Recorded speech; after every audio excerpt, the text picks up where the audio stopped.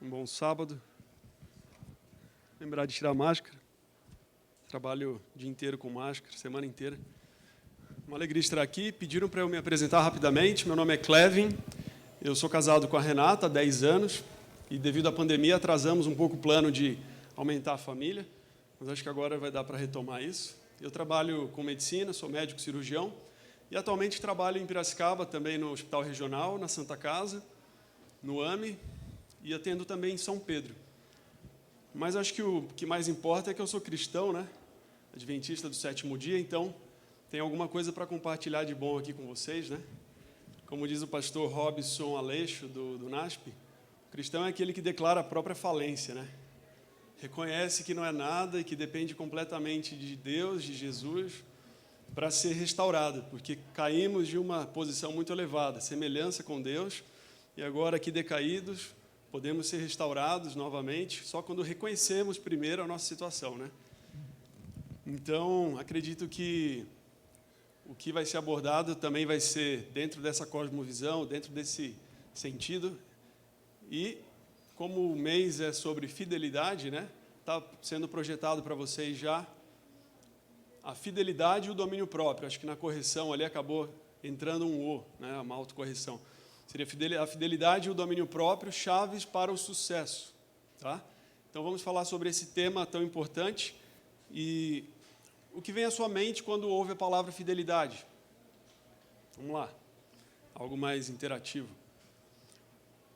Vou trazer outras perguntas, então, para trabalhar um pouquinho mais. Você acha que a fidelidade é algo importante? Algo importante, muito importante, né? Em quais áreas da vida? Relacionamentos? Importantíssimo. No trabalho, relacionamento familiar, conjugal. O que mais? Outras áreas também, fidelidade em relação a nós mesmos, né? Nossos valores, princípios. Qual o fundamento para a sua fidelidade? A que ou a quem você busca ser fiel? Talvez essa seja a pergunta do fundamento, né? Qual a maior dificuldade para exercer fidelidade a pessoas, compromissos, valores? E o que você diria a alguém que lhe pede ajuda para exercer fidelidade? Um amigo seu, alguém, um filho. Como eu posso ser mais fiel, ter fidelidade? Quais seriam os conselhos que você daria? Bom, procurando no Google aí, quantos resultados apareceram? Mais de 18 milhões, certo? Será que dá tempo de rever cada um? Se levássemos 1 minuto vendo cada resultado, e sem dormir, sem comer, mais de 35 anos, aí, num cálculo rápido, dá para ter uma ideia, para ver todos esses resultados, né? Mas, em resumo, está aí a capacidade a característica, do que é fiel, né? Do que demonstra zelo, respeito por alguém ou algo, lealdade, né? Do dicionário a gente tem essa definição, e também constância nos compromissos assumidos com outrem, né? Algo que resume o conceito de fidelidade. E alguém conhece esse personagem histórico, Desmond Doss? Quem conhece? Nem todos conhecem, né? Ele foi um soldado americano que, na Segunda Guerra, participou do salvamento de 75 homens, arriscando a própria vida. Ele se recusou a pegar em armas, ele não queria matar ninguém, ele era contra o assassinato. E a vida dele acabou dando origem a um filme que o Mel Gibson realizou, Até o Último Homem, né? Talvez vocês tenham ouvido falar também, foi bem premiado. E esse homem é um exemplo de fidelidade, né? Porque, inclusive, ele tem um livro da Casa Publicadora Brasileira, que eu recomendo muito, ganhei da minha esposa, Soldado Desarmado. Ele traz alguns aspectos de como esse homem chegou a esse evento, né? De salvar essas pessoas, de primeiro passar por uma situação difícil, de não matar os outros no meio de uma guerra, foi debochado, passou dificuldades, enfim, foi fiel aos seus princípios, né? E é bem interessante que ele foi fiel baseado nos seus valores, na sua cosmovisão, né? Cosmovisão, sua visão de mundo, que dá base para os outros valores da vida. E qual era a cosmovisão de Desmond Doss? Ele tinha uma cosmovisão cristã. Inicialmente, seu pai não era cristão, mas a sua mãe era. E seu pai chegou a comprar um quadro com os 10 mandamentos, porque achou bonito, pagou 75 centavos na época. E aí ele admirava aquele quadro com os 10 mandamentos, e o quadro tinha uma figura em cada mandamento. Não é esse o quadro, não achei na pesquisa por aí, mas cada um dos mandamentos tinha uma figura. E o 6º mandamento, não matarás, tinha a figura de Caim matando Abel. E ele ficou impressionado com aquilo. Como é possível um irmão matar o outro, né? E teve uma ocorrência também na infância dele, em que o pai dele, irritado com o tio dele, o irmão, foi com uma arma para cima e, em resumo, a mãe tirou a arma, deu para o Desmond sair correndo. E ele sempre foi avesso ao assassinato e não quis pegar em armas na guerra, né? E isso foi importante, né? Ele foi reconhecido, inclusive, pelo presidente, o exército americano, o presidente Henry Truman, que recebeu uma medalha, o condecorou aí com todos aí os representantes. E esse ato de coragem, essa fidelidade, não surgiu de um dia para o outro, mas foi algo bem esclarecedor do que o potencial que tem a fidelidade, né? E é bem interessante que na Segunda Guerra também houve fidelidade por outras pessoas, a um outro exército, a um outro líder, a uma outra figura, né? Adolf Hitler. Tinha muita gente que era fiel a ele, né? E, inclusive, existe um juramento de fidelidade que eu trouxe aí, que as pessoas diziam assim: eu juro fidelidade a Adolf Hitler, a sua pessoa, assim como a qualquer superior que ele me indique. Juro obedecer sem questionar quaisquer disposições deles. Então, a gente precisa pensar bem em como exercemos fidelidade, a quem ou a que exercemos fidelidade também, não só fidelidade em si. E até hoje, uma matéria de 2019 trouxe que grupo de nazistas ainda recebe pensão por fidelidade a Hitler. Sai um dinheirinho lá da Alemanha, vai para a Bélgica, se não me engano, para essas pessoas que assinaram um termo, e eram pessoas chaves, né, na época da guerra. E até 75 anos, sei lá, quase 80 anos depois ainda recebem. Isso foi questionado também, né? Qual era a cosmovisão de Hitler, né? Em resumo, ele trouxe a visão dele sobre religião, sobre o mundo. Nessa citação de Albert Speer, que era o arquiteto do regime nazista, ele disse que Hitler declarou em particular a ele: veja, foi nossa desgraça ter a religião errada, se referindo ao cristianismo. Porque não tivemos a religião dos japoneses, que consideram o sacrifício pela pátria como um bem supremo, a religião muçulmana também teria sido muito mais compatível conosco do que com o cristianismo. Porque tinha de ser o cristianismo com sua mansidão e flacidez. Então, ele criticando a visão cristã, né, e um outro historiador disse que ele considerava o cristianismo uma rebelião contra a lei natural, né, daí uma cosmovisão naturalista, da seleção por meio da luta e da sobrevivência do mais apto, uma religião para escravos, segundo ele. Então, a gente vê a diferença de valores, né?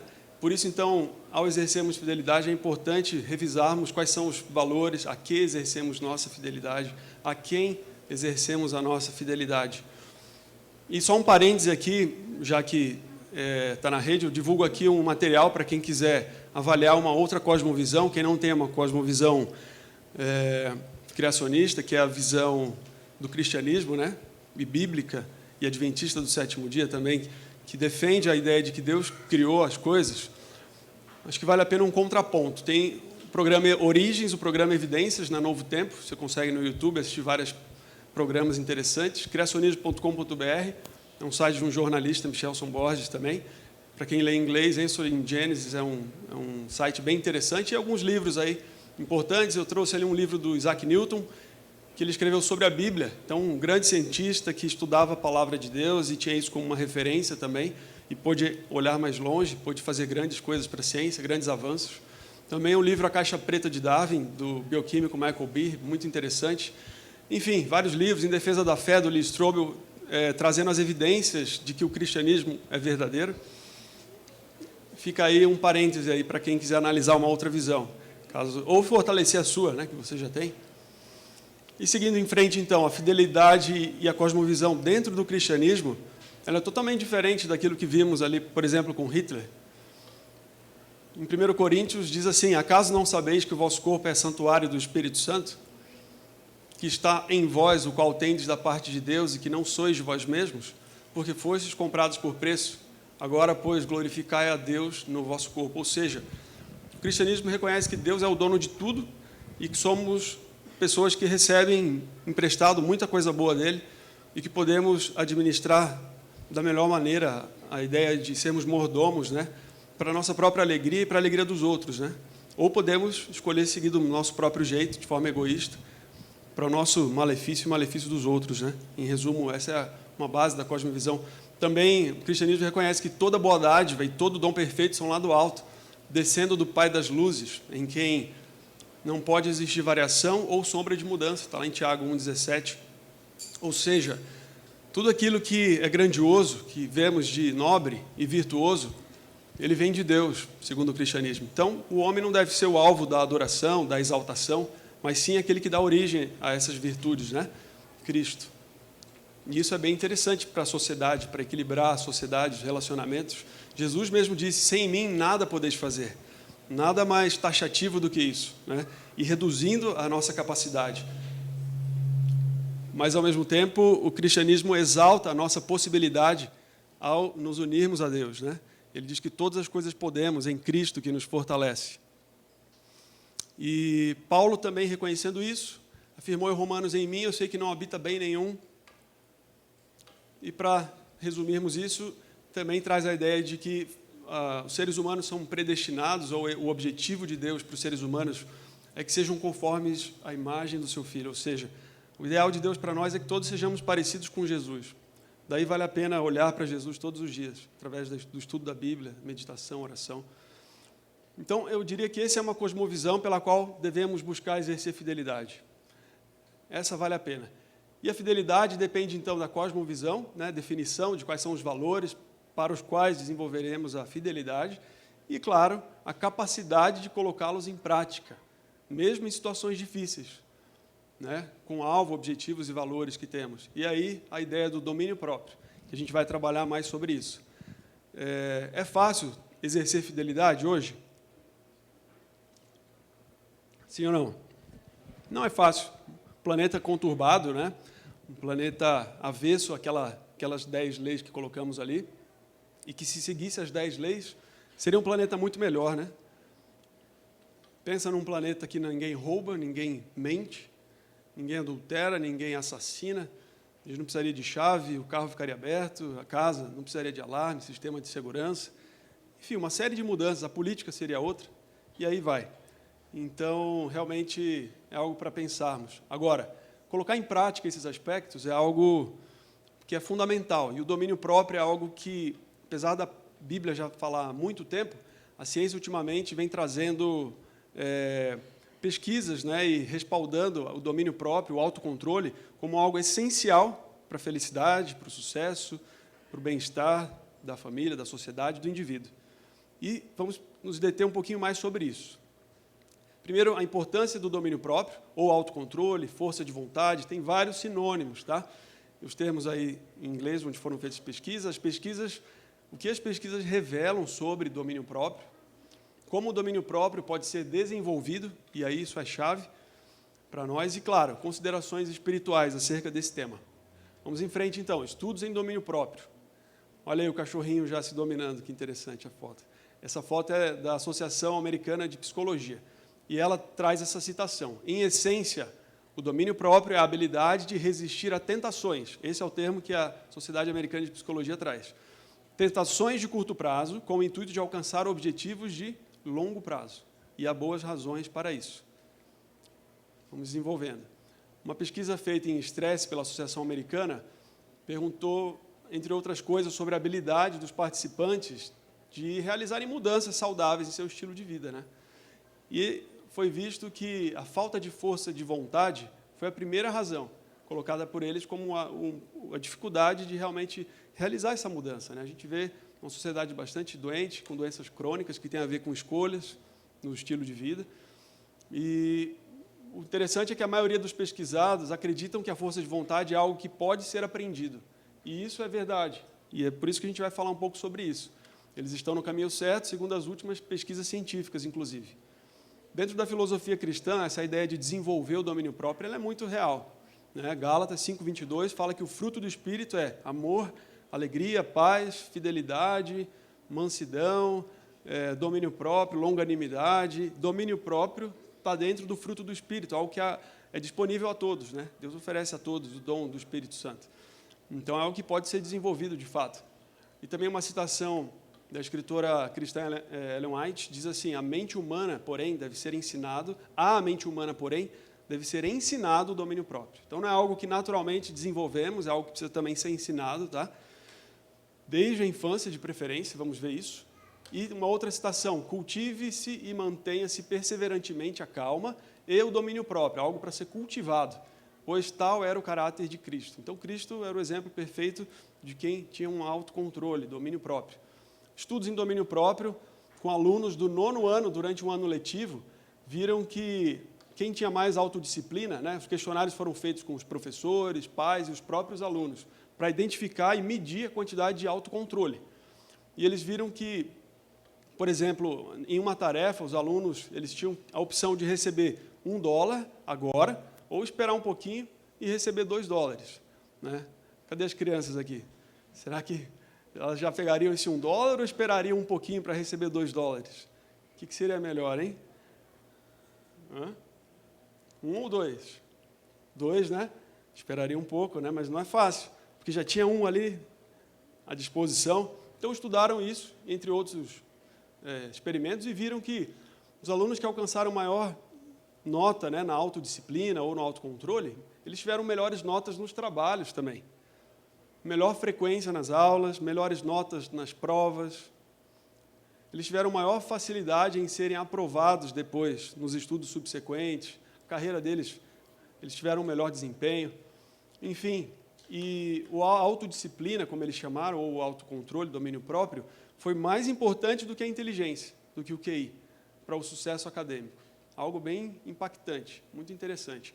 Uma outra pesquisadora também avaliou que o grau de domínio próprio se relaciona com maiores médias na escola, ou seja, fortaleceu esse outro estudo, maior autoestima, então um aspecto interessante e muito importante, ainda mais nessas últimas gerações, o desafio para isso tem sido grande, o suicídio tem aumentado, problemas emocionais, transtornos afetivos, enfim.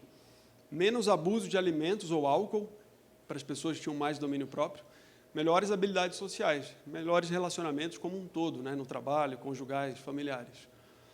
Dentro da filosofia cristã, será que o domínio próprio é considerado importante também? Sim ou não?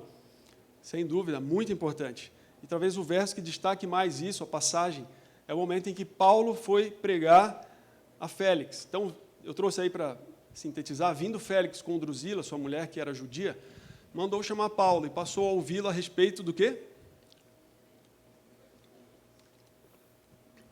Vamos lá, só para a gente se manter desperto.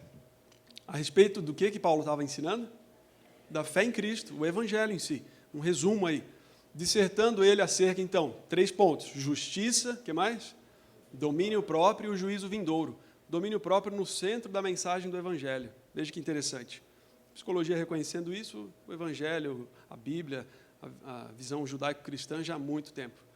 Jesus disse: vim para que tenham vida e a tenham em abundância. Então, a visão completa do benefício que o Evangelho traz tem a ver com esses aspectos. Justiça, domínio próprio, juízo vindouro, e agora destacamos o domínio próprio. E os benefícios são duradouros, são a longo prazo. Tá? Uma outra pesquisa da Universidade de Duke, com 1.000 indivíduos seguidos desde o nascimento até os 32 anos, uma pesquisa longa, viu que indivíduos com maior domínio próprio na infância, eles tinham a maior nível de saúde na vida adulta, né? Adultos com maior saúde física, então, um aspecto importante, né, da criança determinando aí o adulto. Adultos com melhor saúde mental também, além de saúde física. Adultos com menos problemas de abuso de substâncias, como álcool e drogas, ou até criminalidade. Será que a chave para acabar com a violência não é desenvolver o domínio próprio nas crianças, nas pessoas, na sociedade? Algo bem importante a ser pensado. Maior capacidade de poupar. O Brasil e o mundo inteiro é cheio de endividados, né? E é muito difícil nos livrarmos de dívidas, muitas vezes. Também envolve domínio próprio. Maior segurança financeira, consequentemente, né? E esses achados se mantiveram mesmo após pesquisadores controlarem outros aspectos que poderiam se relacionar com isso, como a situação socioeconômica, a vida doméstica e inteligência geral. Então, parece que, isoladamente, o domínio próprio ainda é forte como base para esses aspectos mencionados. Tais achados reforçam a importância da força de vontade em praticamente todas as áreas da vida. Tá? E aí uma citação do livro A Ciência do Bom Viver, um livro que eu recomendo a todos que já leram para relerem, muito importante para esse tempo.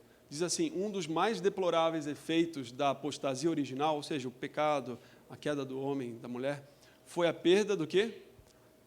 Do poder de domínio próprio, tá? Por parte do homem. Unicamente à medida que esse poder é reconquistado, pode haver o quê? Um progresso real em todos os aspectos da vida, como a ciência tem visto. A ciência tem demonstrado algo que já... Isso foi escrito já em 1900, 1905, mais ou menos. Adiando a recompensa.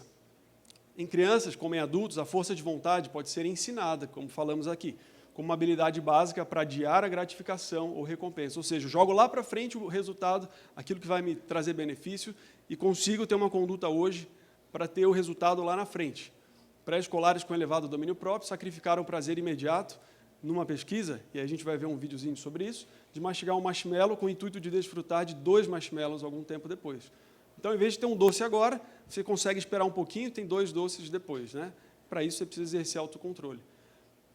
Os que param o cigarro também precisam exercer autocontrole, um vício de anos e acabam parando. Por quê? Porque eles enxergam o benefício lá na frente. E como cirurgião, já tive muitos pacientes que pararam de fumar antes da cirurgia.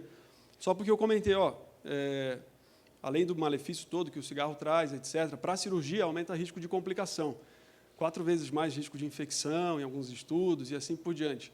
E a pessoa pensando no resultado lá na frente, que é reduzir riscos, ter melhor saúde, etc., ela para um ato hoje, que é muito da essência do que ela gostaria de fazer, e ela precisa exercer domínio próprio para isso. Isso também é algo muito importante e tem a ver com o mercado, tem a ver com aquilo que já comentamos aqui, envolve todos os aspectos da vida. O teste do marshmallow, tem um vídeo demonstrando isso, que eu gostaria que vocês assistissem. 3 minutinhos o vídeo.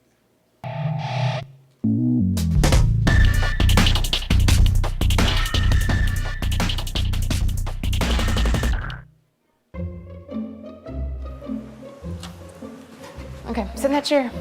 Eles são All right, here's the orientados, deal. então, Marshmallow for you. que tem um You marshmallow, can either mas wait, se eles I'll esperarem, give you para another receber one if outro you wait, marshmallow, eles vão or ganhar- you can eat se it eles now. esperarem, eles vão When I ganhar come 2 back, marshmallows, I'll give you 2 doces. another one, Crianças, so then you'll have vejam two. a reação que eles But tiveram. stay in here and stay in the chair till I come back, okay? Você já All pegaria o right. marshmallow e comeria, ou você esperaria também?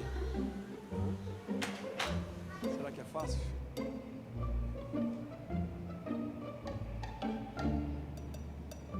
Interessante observar cada característica deles. I'm gonna go do something and then I'll come back. It smells yummy. It smells really good.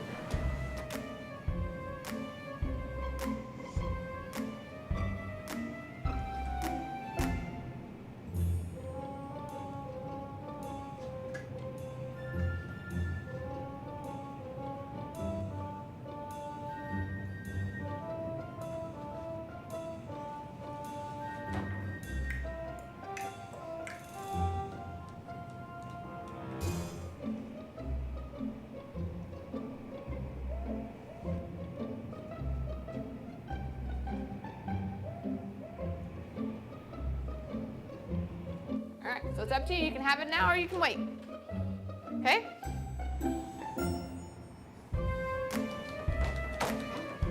I'll be back. Stay in the chair, okay? Okay.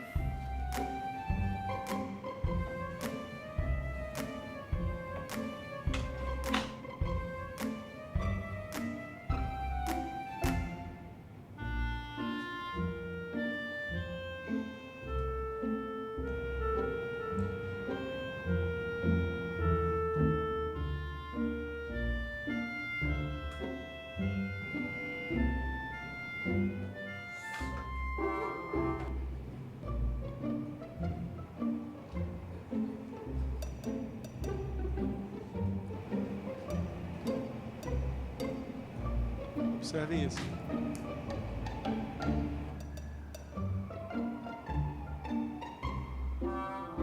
All right, so I'm gonna leave and then I'll come back, okay?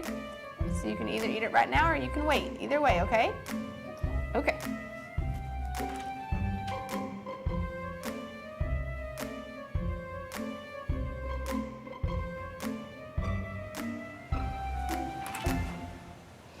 How'd you do? Did you do good? You did? Yeah. You wanted to eat it, didn't you? Yeah. So did I tell you to give you another one? Okay, now you can have both. You need them.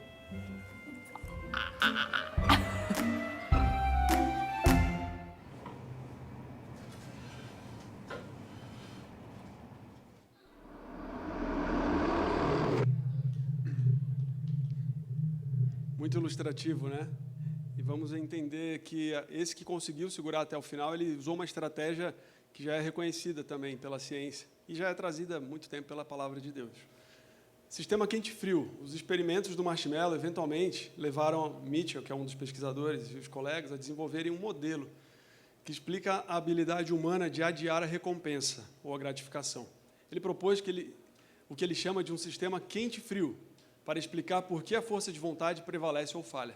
O que seria o frio? Seria o cognitivo, seria a faculdade mais elevada, né, em sua natureza. Ele é essencialmente um sistema pensante, que incorpora conhecimento sobre sensações, sentimentos, ações e objetivos. Então, ele pensa, raciocina sobre as coisas, relembrando a si mesmo, por exemplo, por que você não deve comer o marshmallow, por causa da recompensa. Ele fica se lembrando disso. É o sistema pensante. Enquanto o sistema frio é reflexivo, aí o outro lado, que é o sistema que ele chamou de quente, é impulso, ou impulsivo e emocional. Se deixa levar pela emoção do momento, pelo desejo, e segue em frente. O sistema quente é responsável por respostas rápidas e irreflexivas a certos gatilhos e estímulos, tais como colocar o marshmallow na boca, sem considerar as implicações a longo prazo.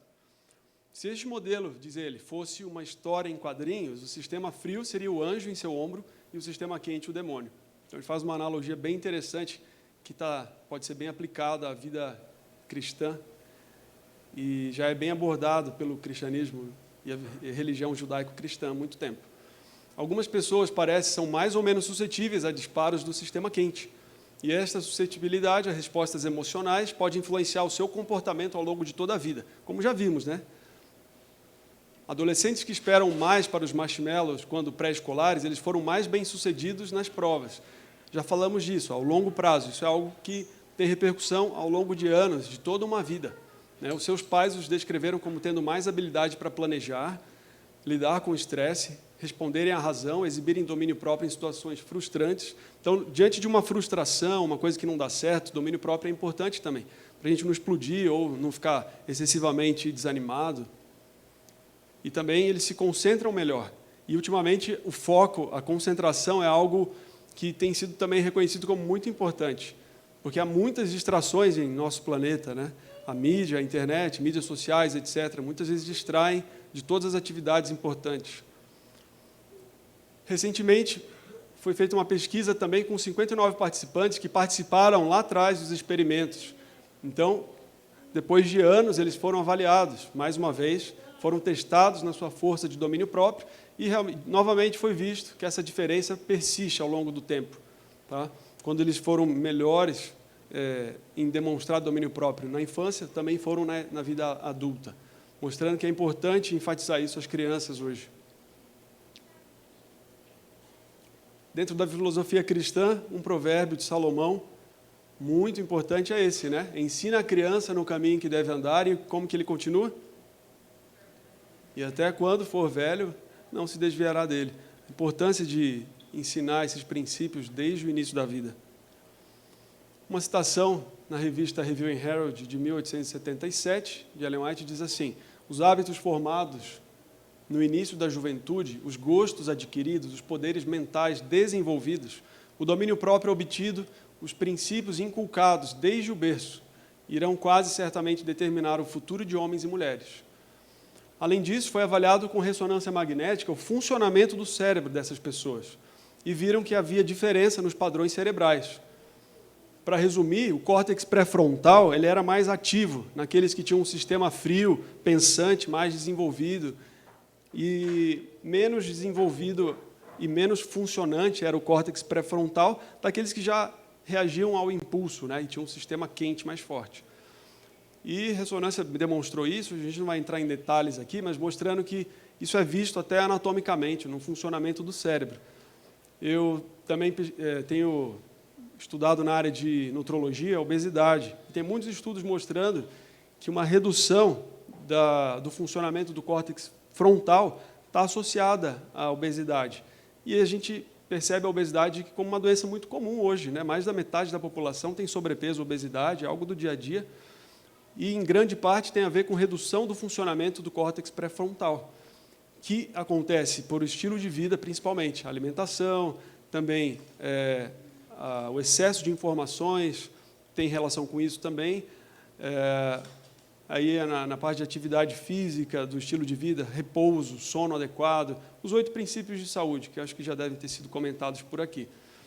Então, é possível a gente fazer uma palestra só sobre o funcionamento do córtex pré-frontal numa outra oportunidade. É muito importante a gente atentar para isso, que tudo que a gente faz no corpo, no dia a dia, que a gente come, faz com o nosso tempo, com a nossa atenção, que assiste, deixa de assistir, o que ouve, pode interferir no funcionamento do córtex pré-frontal e reduzir nosso domínio próprio e também prejudicar as nossas decisões, a nossa reflexão.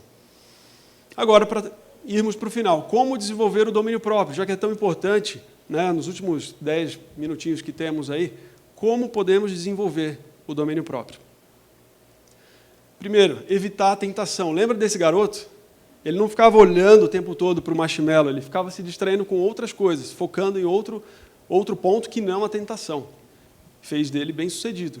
Apesar dele comer tudo de uma vez, ele segurou e conseguiu receber no final. Evitar a tentação é uma tática que a psicologia tem mostrado como importante, né? Aqueles que não olharam diretamente para a guloseima foram capazes de resistir. E aí eu peço para vocês abrirem em Jó, no capítulo 31, verso 1, um livro de por cerca de 3.000 anos, já traz esse princípio que a psicologia tem visto agora. Jó, capítulo 31, verso 1, diz assim: fiz aliança com os meus olhos. Como, pois, os fixaria eu numa donzela?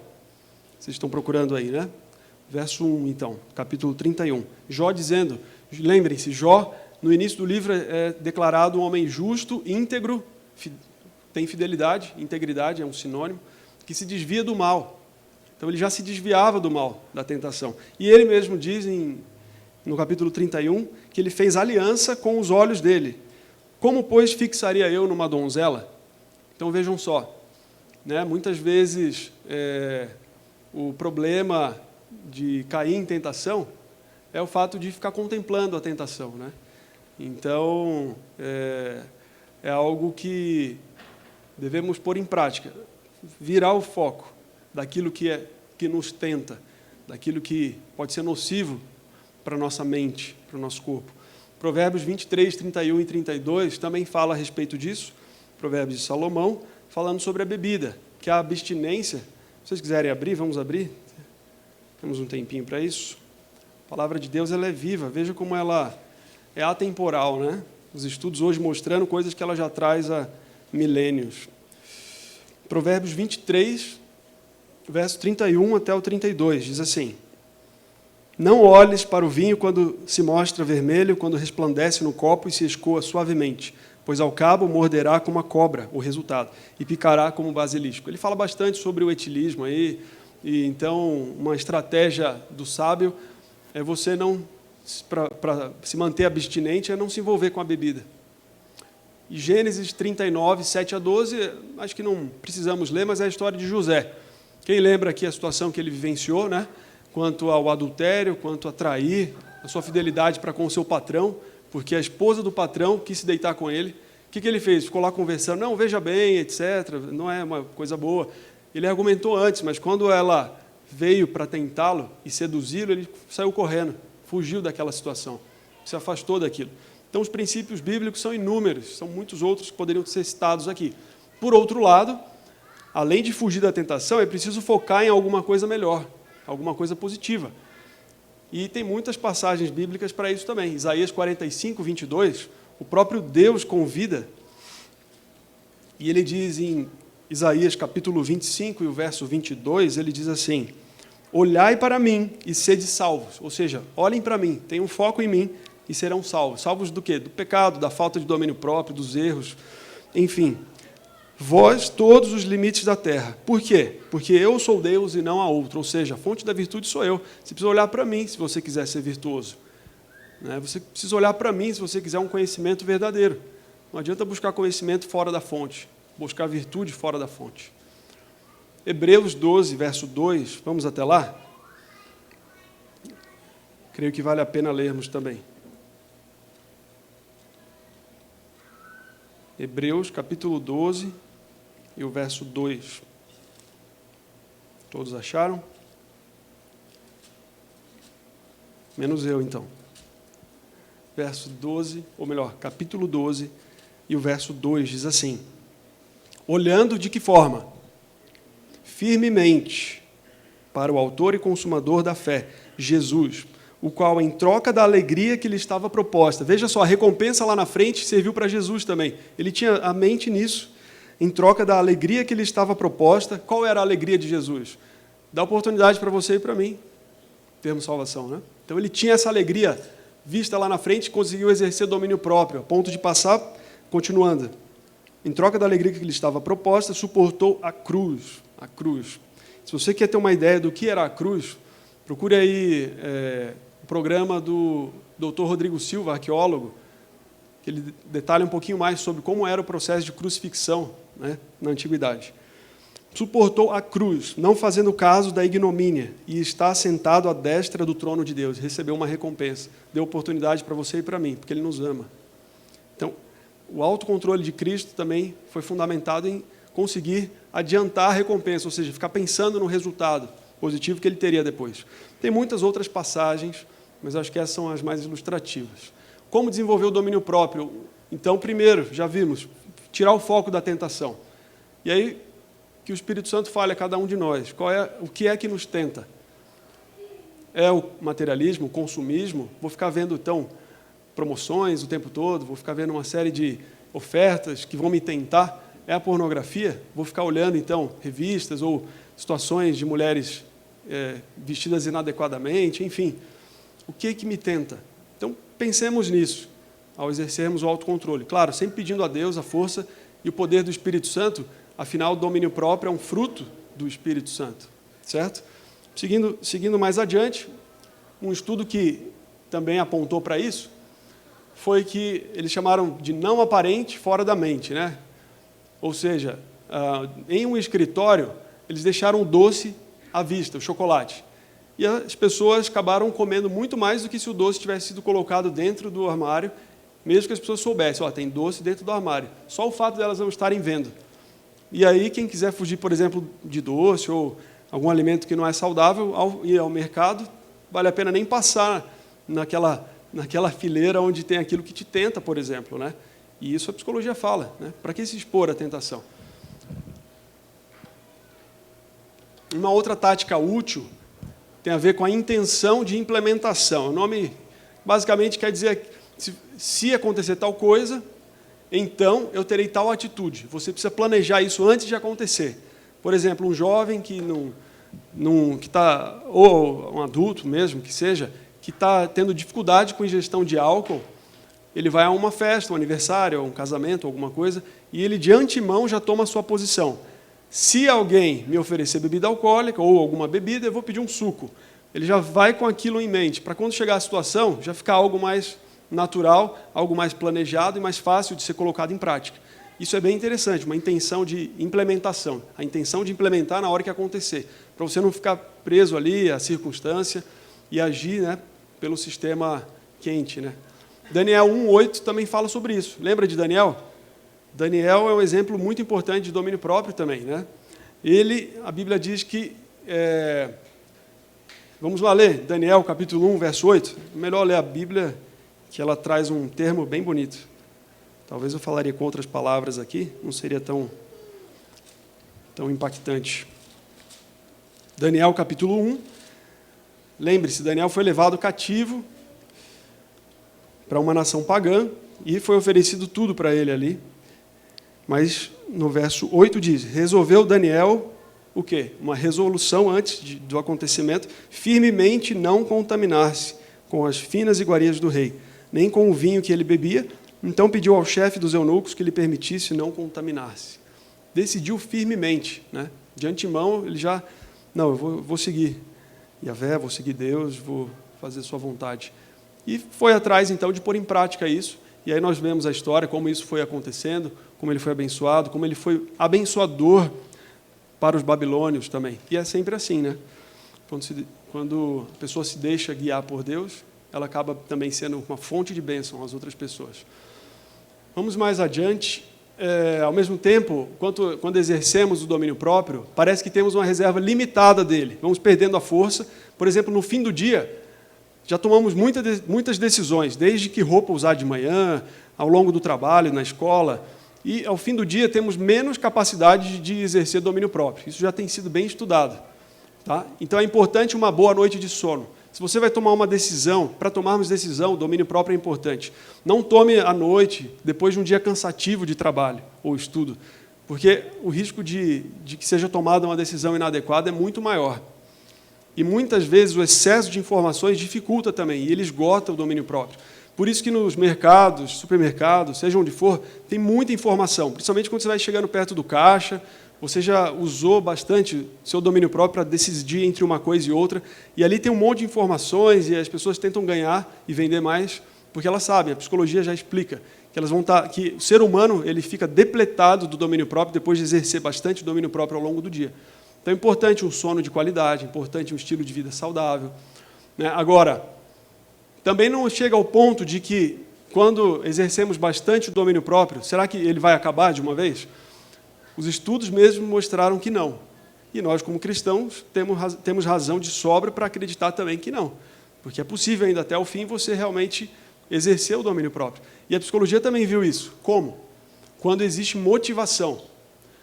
A motivação correta permite que aquele pouquinho de domínio próprio que ainda resta seja fortalecido e você consiga pôr em prática. Por exemplo, no estudo, as pessoas que já estavam caindo na capacidade de exercer domínio próprio, eles foram orientados de que seriam pagos se eles continuassem. E aí eles conseguiram aumentar o seu nível de domínio próprio.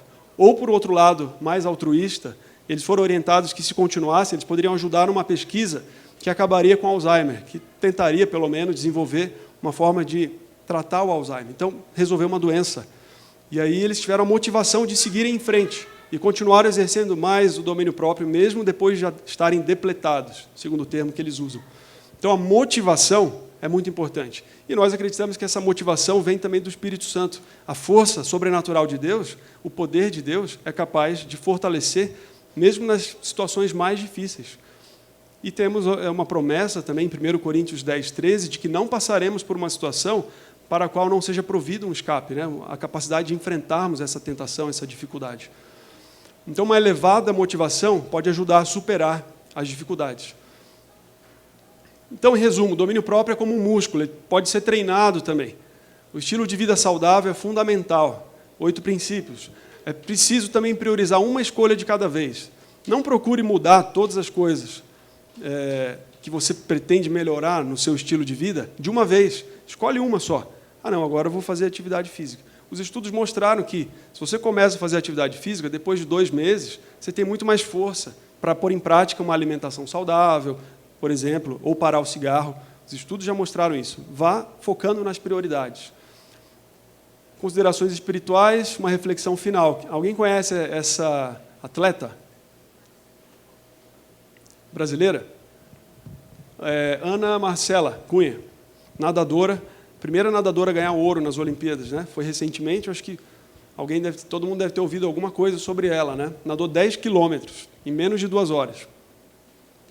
10 quilômetros. Agora, por que eu trouxe essa nadadora? Porque você acha que ela precisou de domínio próprio para ter esse resultado? Muito domínio próprio, né? Muito domínio próprio. 4 vezes campeã mundial já tinha sido. Ela tem uma carreira ao longo da vida. Ela é disciplinada. Ela já teve recordes. Ela tem 10 recordes no Guinness.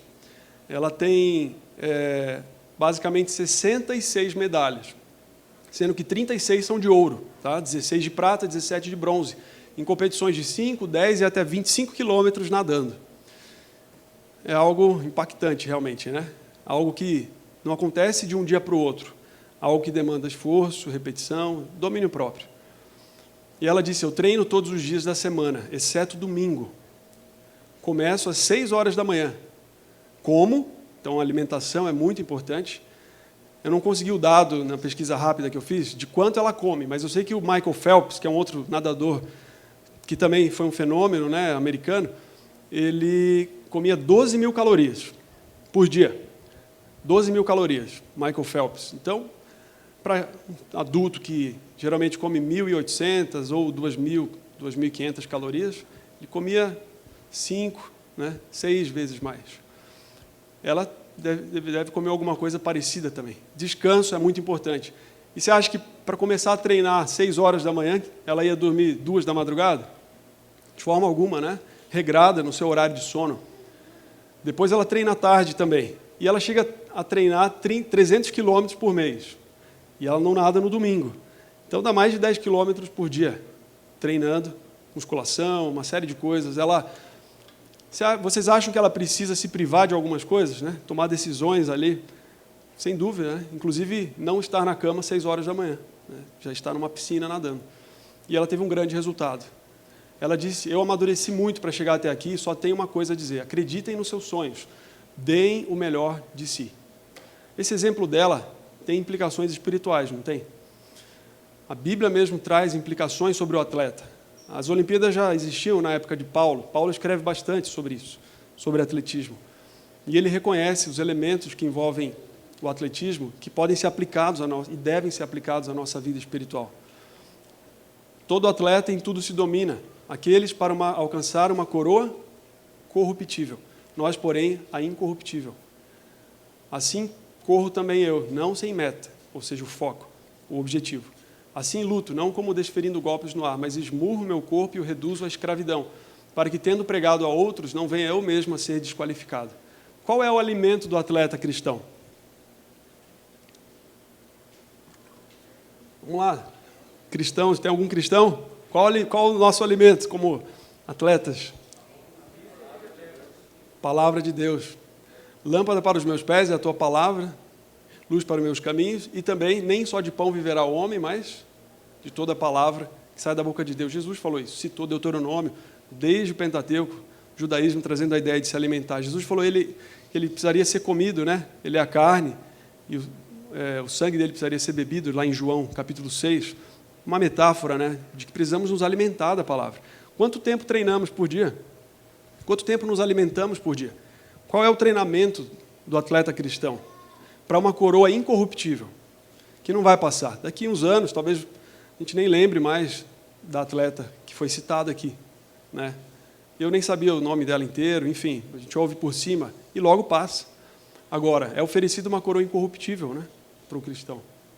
Para todos, né, na realidade, dentro da oferta que Jesus fez. E uma citação do livro Ciência do Bom Viver diz que o tentado necessita compreender a verdadeira força da vontade. É este o poder que governa a natureza do homem, o poder de decisão, de escolha, tudo depende da devida ação da vontade. Os desejos em direção da bondade e da pureza são em si mesmos justos, mas se aí ficarmos, eu quero ser um campeão, mas não põe em prática, né? Não paga o preço, nada aproveitam. Continuando, muitos descerão à ruína enquanto esperam e desejam vencer suas más tendências. Eles não entregam a vontade a Deus, não escolhem servi-lo. Exercita-te, disse Paulo a Timóteo, exercita-te pessoalmente na piedade. Medita estas coisas e nelas ser diligente, para que o teu progresso a todos seja manifesto. Combate o bom combate da fé. Aí ele pegou a analogia da guerra, além da questão do atletismo, né? E qual é a guerra que temos que combater hoje? Dia a dia. E aí ele cita, no exemplo dado a Timóteo, inveja, provocação, difamações, suspeitas malignas, altercações, concupiscências. Então, concupiscência, apetites, né, que levam para o mal, para aquilo que é contra a vontade de Deus. E, contrário a isso, ele diz, segue a justiça, segue a piedade, a fé, amor, constância, mansidão. Uma última citação, leva tempo para uma pessoa tornar-se tão acostumada com um determinado estilo de vida, como para ser feliz em persegui-lo.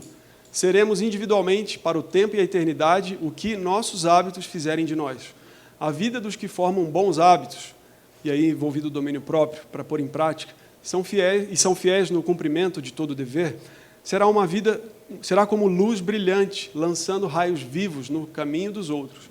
Em meio a esse planeta em que vivemos, podemos ser como uma luz brilhante, se buscarmos exercer domínio próprio, se buscarmos ter fidelidade a Deus, a sua palavra, aos princípios do Evangelho. E, por outro lado, uma advertência, caso, porém, haja condescendência com hábitos de infidelidade, se permitem fortalecer os hábitos frouxos, indolentes e descuidados, repousará sobre as perspectivas dessa vida uma nuvem mais sombria que a meia-noite, a qual excluirá para sempre a vida futura. Então, que busquemos nesses exemplos, nesses ensinamentos da palavra de Deus, termos uma vida feliz, produtiva, e que desenvolvamos o autocontrole, que é tão importante para a nossa alegria, para a felicidade das outras pessoas com quem temos contato, e possamos, então, ter fidelidade em todos os aspectos da nossa vida, a Deus e às pessoas. Amém? Vamos orar para encerrar, se quiserem se colocar em pé.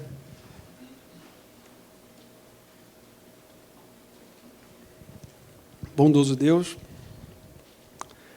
nós agradecemos pela oportunidade de aprendermos da Tua palavra, dos Teus princípios, que são eternos, que há muitos milênios já têm sido colocados para o nosso benefício e que hoje a própria ciência tem identificado como relevantes. Te agradecemos porque temos à mão a palavra que pode nos ensinar a tudo isso e, acima de tudo, o Senhor prometeu o dom do Espírito Santo para nos ensinar, para nos convencer, para nos confortar e nos auxiliar a colocar em prática. Senhor, pedimos esse dom, pedimos que o Senhor cumpra essa promessa em nossas vidas, que o Senhor nos dê o dom do Espírito Santo para que tenhamos uma vida espiritual no nosso dia a dia, no trabalho, no estudo, em casa, fora de casa, na igreja, onde estivermos, para que realmente exercitemos autocontrole, domínio próprio, exercitemos fidelidade ao Senhor e à sua palavra. Fica ao nosso lado no restante desse dia, em toda a nossa vida. Nos entregamos a Ti em nome de Jesus. Amém.